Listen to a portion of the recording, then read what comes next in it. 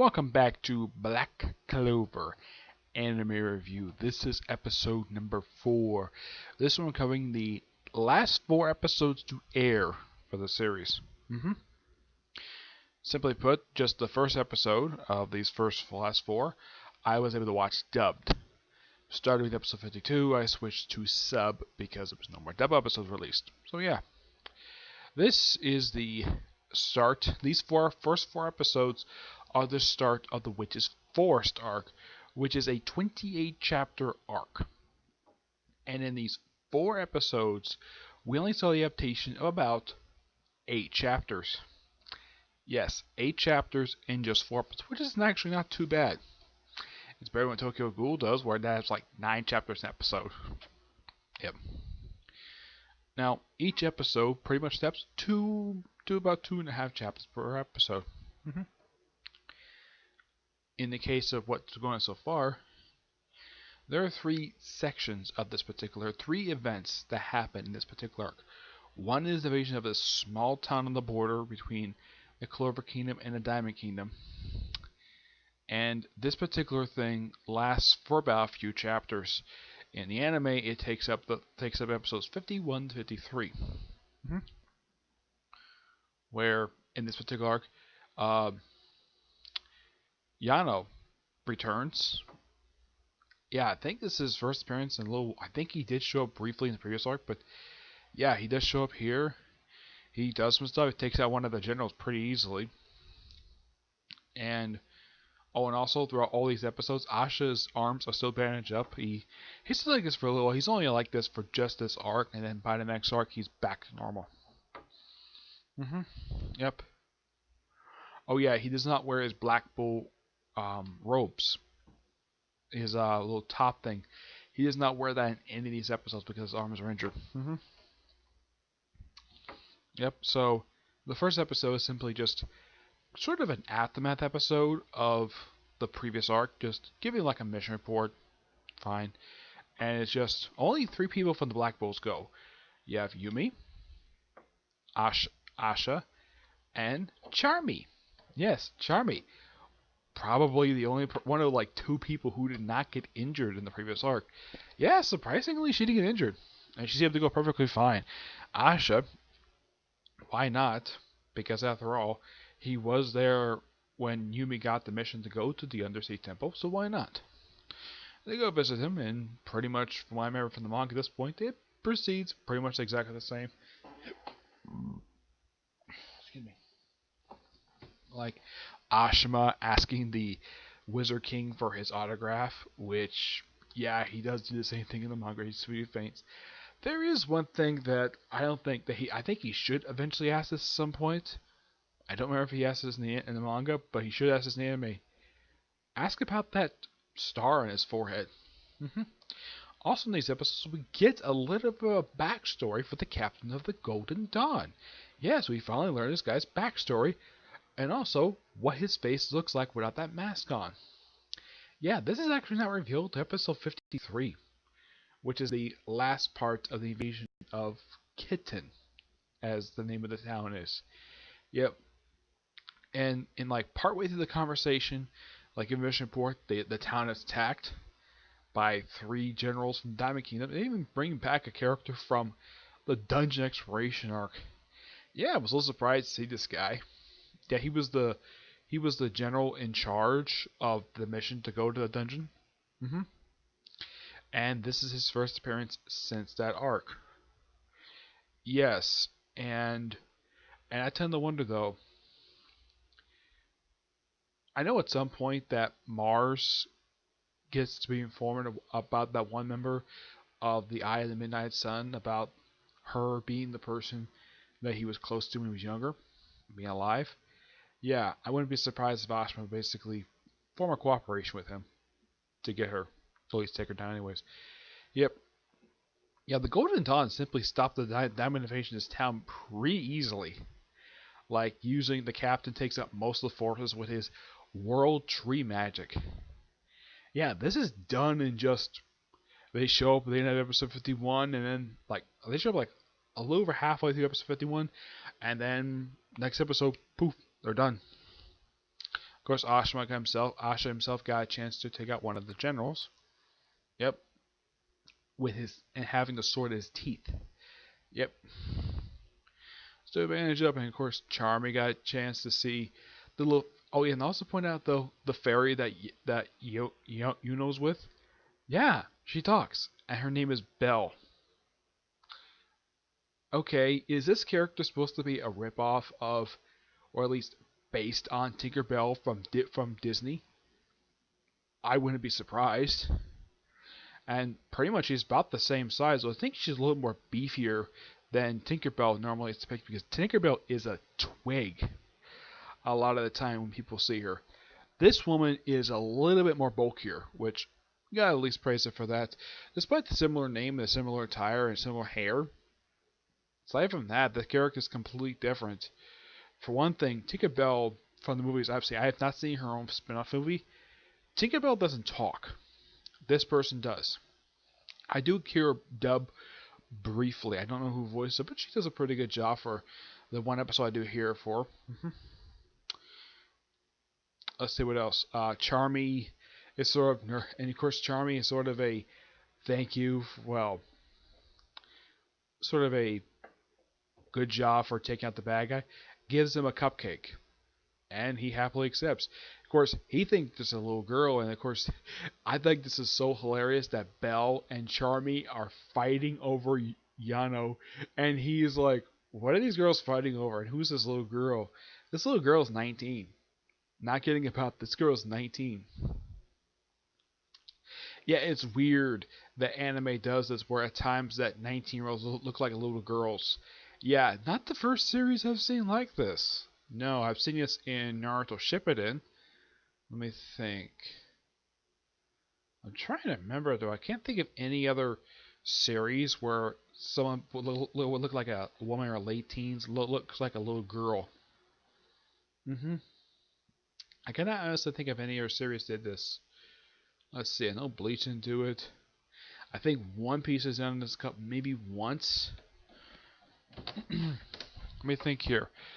I can't think of any other series that have been like this. Not that I can personally think of, no. Yeah. I think it was cute they fought over him, and of course Asha pointed out that Yuno's grown a few centimeters. Yeah, he said he's grown 5 centimeters since he saw him last. Not surprising. It has been a little while since they last saw each other, so it was not surprising there. Of course, Noelle's cousin shows up, of course, fawning over him, and she asks us to use her for cover. She's like, "Don't worry about me. Worry about the citizens." Fine. Perfectly fine. And the fact is because he can't use his arms, so he's using his feet to point the way to get these citizens evacuated. Which is not a bad idea for him to do because he can't exactly do any fighting because he has broken arms, so why not help him evacuate? And of course Yumi is like, probably thinking though, not a bad idea for him to do. Keeps him busy. Give him the backfield. He does want to seem experienced. Excuse me. Now to talk about, before I conclude this part of the thing, before I get to the next episode, I want to talk about the Captain Golden Dawn's face. You finally get a chance to see it after every time you've seen this guy, he's always worn his mask. There's a reason why he wears that. Like half of his face is scarred, like it's black, so it covers like the top part of his face and a little bit of his ears. I'm like, okay, so he was chastised for this look, like covering half his face. Now Yumi thought, of course, a lot of people probably thought this too, was this a battlefield scar that he got? No, he was born this way. I've never heard of a character who was born with that type of burn scar. Yeah. And apparently he was abused by his foster mother. Okay. But at least they turned into a bad person, like a lot of stereotypical versions of characters, where they grew up in an abusive family, so they're terrible people when they're older. This guy is not. And apparently the Wizard King, when he was a Magic SWAT captain, like with Yumi, he recruited the Magic Knights. I gotta say about one thing about the Wizard King. The guy has a good eye for talent. I'm recruiting Yumi and then making him a squad captain. Yeah, that was surprising. And of course, Yano, he reveals that he does want to become the Wizard King, but it's first to get to that point, he wants to become the captain of the Golden Dawn, bypassing. Oh yeah, and also, Fernal, the guy who does spatial magic. Yeah, you finally get a chance to see his brother outside of a flashback. Because he did show up in flashbacks to previous arc, so they teased him in the previous arc, and now we get a chance to see him. And like a lot of the nobles, the guy is a jerk. A bona fide, snobby jerk. Because he chastised his older brother for being a loser, and for not being, willing to kill people with his magic. Even though he's willing to anyways. Yep. And of course, him saying he doesn't mind if his brother insults him, but if he insults his friends, he gets really mad. Yep. I gotta say, for the first few episodes of this arc, it was actually really good. But now I'll talk about the second part of the thing, which is basically the quest to get Asha's arms healed. Now, in the case of the first few episodes, these only adapted pretty much chapters 76 through 78, and from what I can tell for episode 53, it's about halfway through chapter 79. With this episode, the last one I watched, this one covered the rest of chapter 79, the entirety of chapter 80, and about almost the first 10 pages into chapter number 82. Actually, 79 was wrapped up in 53, but yeah, this last episode that aired, which aired actually just a few days ago, only covered 2.5 chapters, which, okay, that's nothing unusual. I know that Fairy Tail has done that, and as in the most recent episode, they've only covered only chapter 82. Okay, so, yeah, so with the first season of the show, covered pretty much the first 4 arcs of the manga. And they covered those in the first 50 episodes. That's actually not too bad. And the current arc, they're only just a few episodes in. And kind of like the way it was with a few other anime series I've watched, where the next season starts 1 week after the next one. Well, that's Studio Parrot for you. They're known for doing that for a lot of their series. They did it for Naruto, they did it for Naruto Shippuden, they did it with Bleach. So yeah, not surprising that they would do this at all. Though it is weird, though, in the case of Tokyo Ghoul, they take a break between episodes, which they don't do for the other ones. I have heard that this is not technically made by Studio Parrot, despite being presented through them. The series is actually made by Studio Drop. I tried looking for information about these people. I can't find it. I know the studio does it. I've heard one person. I've heard him talk about it, and him mentioning that the anime took a dip in animation in the recent episodes that aired. I watched the most recent episodes that aired, like, in the case of the most, like, I'd say the last episodes aired last for this month and last month. There was no dip in animation, it was fine. Perfectly fine. Great animation. Yeah, I did hear the studio dropped it out of bankruptcy recently, and Studio Parrot doesn't want to do too many anime at this point. Yeah, I think like the only anime they're working on is Barto, this series, and I think there's one other series they're working on. Yeah, I think so. Yeah, I think there's like at least one other series they're actually working on at this point. Let me look it up here.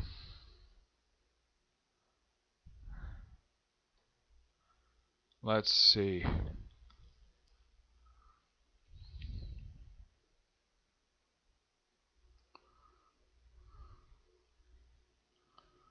Let's see, aside from Barto and Black Clover, there is one other series. I mean, they're also working on Re, so that's about 3 series they're working on. But Re is probably going to wrap up by December. So many episodes for that. So out of the 54 episodes I've aired so far for the series, this series is really, really good. It's kind of bad for me anyways. I ran out of dubs because I really enjoy the dub for this series. My favorite, I would say the character was probably best. I really enjoy his dub actor. It's Christopher Saban's performance as Captain Yumi. He is fantastic. He is hilarious. I love his dialogue. He's probably the most well written of all the dub actors.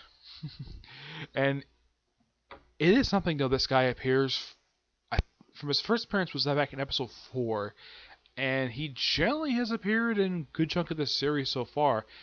I think he did miss some episodes, but he's been in a good chunk of it, which is nice.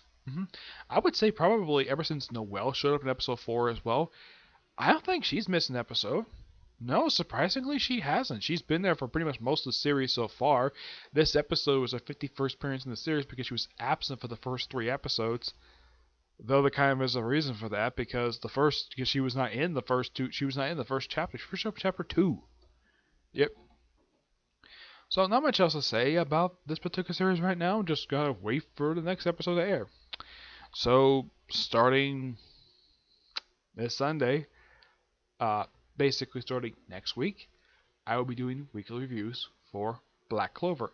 Yeah, something though for an anime review series I do. This is by far the quickest one I've actually done in just 5 episodes. We're thinking 5 episodes. There was a lot of seasons. No, not really. The series only started just last year. Yeah, surprisingly, this is going for like a little over a year. And it's very good so far.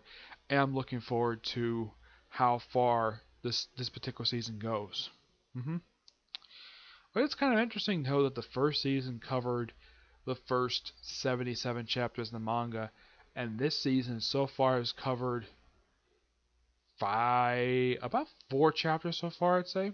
Yeah, I'd say about almost 4.5 chapters so far. Not a bad start for the season, which one thing I do got praise for it in the case of adaptation wise, it's doing kind of the same thing that Fairy Tail and My Hero Academia are doing, just 2, maybe 2.5 chapters per episode. That's fine. I have no problem with that. Reed does not need to do like 9 chapters in episodes. Ridiculous. Yeah. So yeah, not much else to say. Great series. I do recommend it. I also recommend checking out the manga as well. They're both really, really good, in my opinion. Anyways, though I did hear there was this Watch Mojo list where it made like this top 10 list of anime that are not as good as the manga. I don't believe that. That's their opinion on the matter. My opinion, they're both good. That's just my opinion. Anyways, if you want to take my opinion for it, fine, whatever. You may have your opinion about Black Clover, but in my opinion, fantastic series. I've never come across a bad episode. The only thing I don't like about this series is so far anyways, is some of the traits of the main character. Like him, like I don't mind him going like being dazzled at something awesome, like seeing like cool magic. Like that's fine. I don't have a problem with that. But there's one thing I don't really care for this character. I'm glad the fact they toned this down after the first like 10 episodes. He did a lot of shouting. No idea why, but he did. He did a lot of shouting. I'm glad they toned that down. Another thing I didn't really care for was his constant obsession over Sister Lily.